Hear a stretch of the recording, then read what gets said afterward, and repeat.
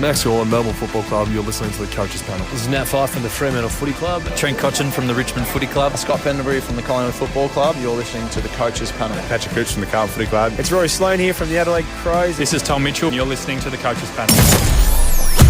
Matt Kennedy has made the move to his third AFL club. Via the Giants to Carlton, we now are calling Matt Kennedy a Western Bulldog in 2025 and beyond. Is this a big move for the Doggies? It certainly allowed some players to move out of the club. For the Blues, this hurt them a little bit. And from a fantasy football perspective, whether you play Keeper, Dream Team, SuperCoach or AFL Fantasy, what's this going to mean for us heading into the 2025 season? Matt's just one of the most versatile footballers going around. There was a period of time a few years ago where he was on the verge of being lost to the AFL.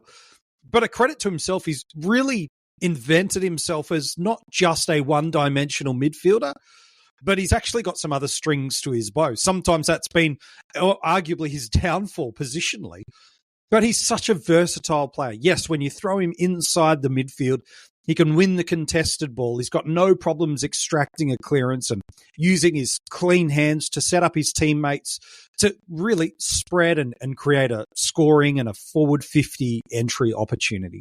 But he's not just an inside mid. He's also got the opportunity to go forward, really nice overhead mark, a reliable-ish shot on goal, and does offer a team the opportunity to float him through a bunch of different positions. It's why we did see him a little bit infrequently this year get some vests, most famously in that final, and other games where he was positioned a bit more forward, other games he's a little bit more positioned inside the centre bounce. That's just what Matt is. He's a versatile player that can play in multiple positions across the ground. What does this mean for Carlton? Well, it actually probably hurts them a little bit more than I think they'd like to admit. What Matt has done for them is create a great first man up mentality where the likes of Walsh, Chera and Hewitt, especially over the last 2 seasons, getting them as a trio consistently on the park alongside a Patrick Cripps hasn't been the easiest thing to do. As a result, it's allowed Matt to move from just that versatile half forward that occasionally gets spurts through the midfield to the moment one of that trio out being injured. Well, they, to a degree, covered with that. Now, Matt's different to Hewitt. He's different to Walsh. He's different, certainly, to Chera from a skill set. But what it does do is it enables them to kind of move a few magnets around and without too much disturbance to that midfield quorum, they're in relatively good shape. With Matt now out of the side, thankfully Doherty's back from an ACL, but it does, to me, leave them feeling a little bit skinny in that midfield. Yes, the first choice 4 are as good as anybody's first choice 4. Brownlow medalist in Patrick Cripps, an elite runner in Sam Walsh, one of the better stoppers in the game should they require it in George Hewitt, and a really classy user in Adam Chera. It's a nice combination, but there's not a whole lot that sits underneath that. I think the allowance of Kennedy to depart is partially linked to the confidence that at pick 3 in the draft, they reckon they're going to go and land a ready-made midfielder, whether it is the O'Sullivan, who they've been linked to quite heavily, maybe it's a Jagger Smith, even a Sid Draper has been linked to them, and he would certainly be a nice piece for them to land. They're clearly putting some stocks on this kid that they're going to land at the draft, let alone the Camporelli twins, to pick up a little bit more of the slack, because no Kennedy, while not in their first choice midfield grouping, does protect them when, unfortunately, the inevitable injuries has hit to one of that trio of 3. This episode is brought to you by State Farm. You might say all kinds of stuff when things go wrong, but these are the words you really need to remember. Like a good neighbor, State Farm is there. They've got options to fit your unique insurance needs, meaning you can talk to your agent to choose the coverage you need. Have coverage options to protect the things you value most. File a claim right on the State Farm mobile app and even reach a real person when you need to talk to someone. Like a good neighbor, State Farm is there. What does it mean for the Bulldogs? Well, Matt left Carlton under the guise of wanting more midfield opportunity. But he's gone to a club that I don't see that coming to him. It is the equivalent of years ago, Braden Preuss going, I'd like to be the number one ruck. And so I would like a trade from North Melbourne to Melbourne where Max Gawn is, please.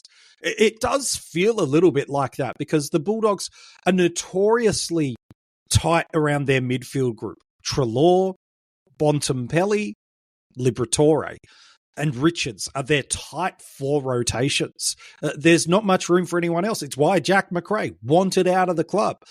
There just wasn't that opportunity. Riley Sanders has been pushed out to the wings and to the flanks in his development.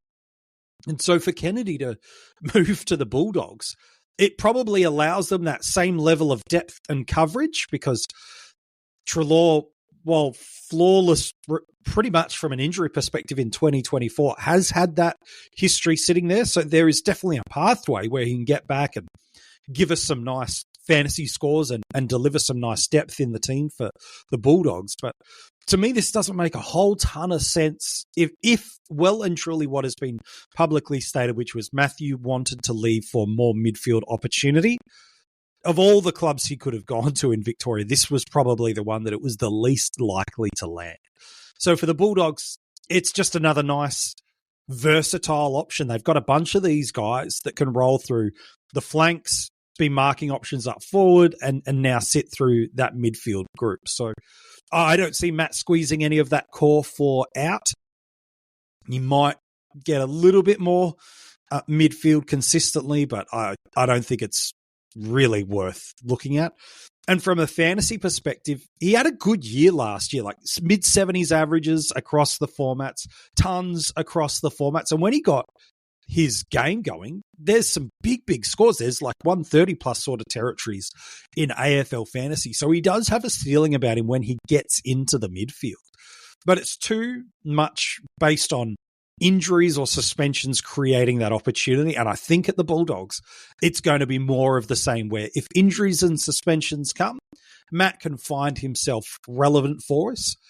But without that, he's going to sort of plot around that 60s sort of average. And as a mid forward, that's okay, depending on the depth of your league and the quality of forwards that are available for us.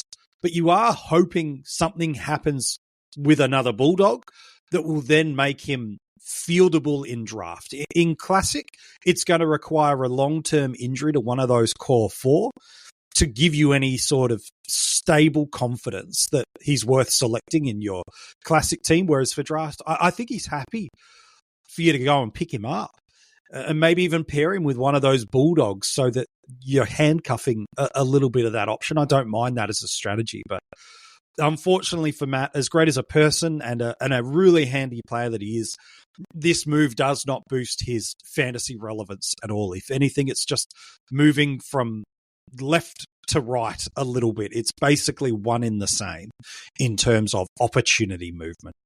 What are your thoughts, though? If you're watching this as a YouTube video, if you haven't subscribed yet, make sure you do so and comment below. What do you think the trade of Matt Kennedy to the Bulldogs means for him, for the Bulldogs, and for the Blues? If you're listening to this as an audio podcast, be sure to follow the channel, give it a 5-star rating, and reach out to us across social media and join the conversation about all the players that have moved clubs this AFL trade and free agency period. If you're not following us, all the details and places that we're posting on social media in the description of this episode, as is links where you can get your hands on some Coaches Panel merch. You'll be looking good before the time the preseason rolls around for 2025. And also, you can reach out and get in touch and become part of our Patreon supporter group. For just a couple of bucks a month, you can gain access to a bunch of unique content that does not get publicized anywhere else. Also some hidden groups and a bunch of other rewards just for becoming a Patreon. Right now, they are getting our keeper ranks that are exclusively behind our paywall. If you want to get your hands on that, Kane and I love giving you that series. New episodes dropping every single week. We're almost halfway mark of that series now. Make sure you jump on board. The details for that and everything else in the description of this episode. Hey, thanks so much for checking in with us once again. We hope you've enjoyed this series so far, and we can't wait to be back chatting with you about more things in the fantasy footy landscape as we head towards the 2025 season.